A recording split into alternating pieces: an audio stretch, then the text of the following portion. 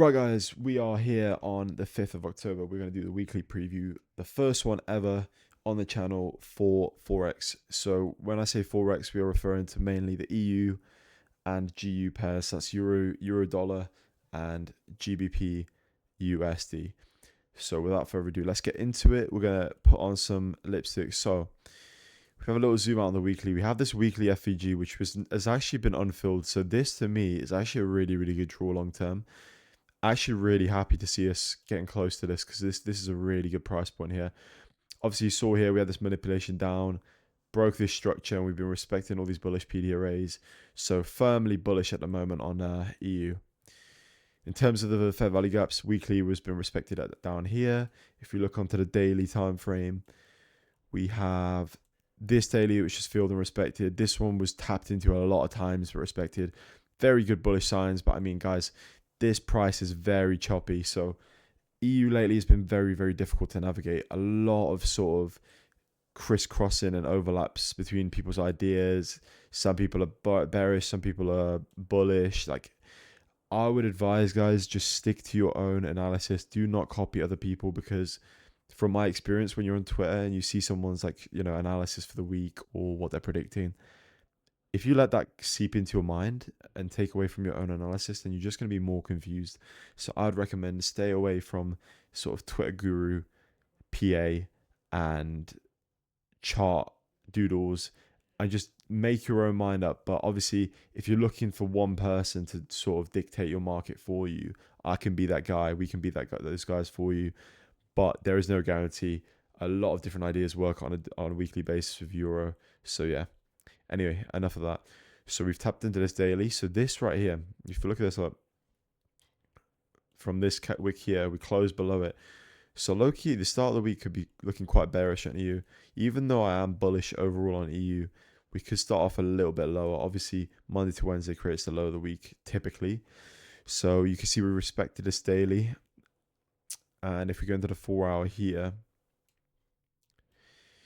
you can see we have actually inverse this 4-hour, and I know the 4-hour doesn't take priority over the daily, but we inverse this 4-hour, we respected the daily, so we're in a little bit of a crunch here, and we're also respecting this hourly. If you look here, yeah, so we respected this hourly sort of FEG here. So what could happen is we could have a small run upwards, tap this daily, maybe clear this previous day high, and then crash lower and create the low of the week come Wednesday, using this previous day low, previous week low. But it is still quite uncertain with EU. If you want to hedge your bets, I would say this reaction of the daily is really, really, really, really positive. And although we've invested 4-hour, we could see a retest of this hourly. So I would honestly say,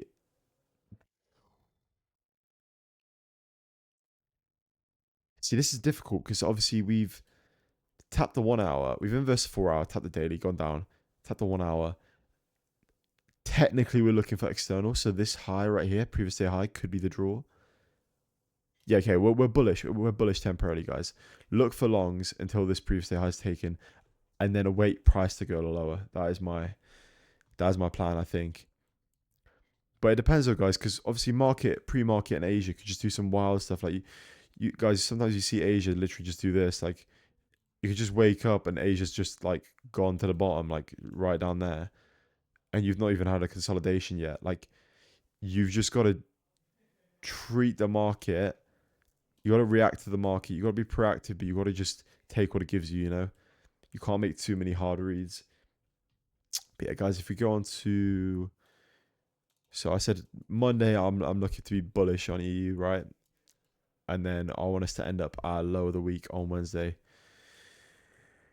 Ooh, it's a bit of a mess on GU, right? So we got the weekly gap here, which was tapped into and respected. Like this a lot.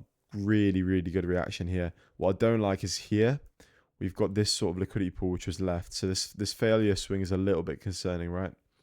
If you look on the weekly as well, we've got this higher time frame draw, same as EU. We've got the 1 weekly right there. Any other gaps you can see?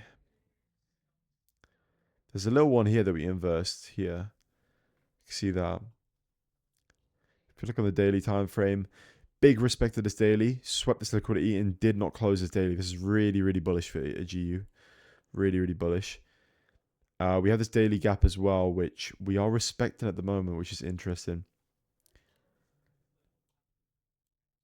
So as you can see here, this daily gap is getting respected. And we've tapped into this hourly. We've tapped into this hourly FEG right here. And we could be looking bearish on GU to start the week. But the great thing is, guys, this is where the SMTs can form. Do you know what I mean? Like, if we take the Asia highs for EU, don't take them on GU. We could be looking for shorts like immediately. So this is obviously really good signs, guys. There's a lot of PD arrays we can use. We've got the previous day high here. Because if this doesn't get swept, guys, this could be a massive indicator that we're going lower if we get that SMT on Monday. So overall, guys, on EU and GU, I am very bullish, but I want to see some short-term sort of price action going lower initially. If we go back to the 4-hour, I want to see us maybe go down here, take out this previous week low, tap into this 4-hour here, and then go higher. That would be a really good week for GU. But yeah, we will have to see why have I put a weekly? Oh, okay, yeah, guys, sorry. We've respected this weekly as well, which is why I think we have to go lower on GU. I forgot to say this. I don't know why. This failure swing here, like it looked like we were just going to close this weekly and then bam, straight lower. So this is very actually bearish. So this is where the SMTs come in though, guys, because we're bullish on EU to start the week, but we're bearish on GU. So SMT galore, hopefully. In terms of the weekly outlook with news, in terms of the euro, we've got balance of trade 7 a.m. on Thursday. Wait, let me scroll up. We got a couple retail sales on Monday. So Monday is definitely a trade day. Very good trade day when it comes to EU. Nice bit of liquidity there injected into the market. Tuesday, no news. Wednesday, news. Obviously, FOMC minutes, not the FOMC. This is just a report that comes out 3 weeks after the FOMC and it goes over what was said in the meeting. Thursday, lots of news. Tread carefully on this day. I mean, look at this. Like, bam, bam, bam, bam. Red folder city, baby. Then Friday, we've got the provisional NFP day. It doesn't show on here, but it could be NFP, guys. So I would not trade until after 8:30 or even 10 a.m. New York time on Friday. Just because if they release that NFP, there's going to be some crazy volatility. So I would avoid that like the plague. Obviously, as soon as NFP drops, you've got data wick high, data wick low. Can trade into that all day. But yeah, guys, aside from that, that is my weekly preview on EU and GU. There's quite a lot going on the charts, to be fair. Because of this choppy nature of EU, it's been really hard to get a draw, but I firmly believe we will open higher on Monday and then trade lower.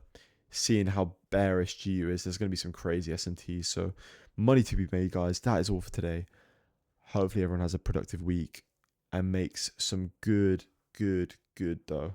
But apart from that, I'll see you next week on Sunday for the weekly preview.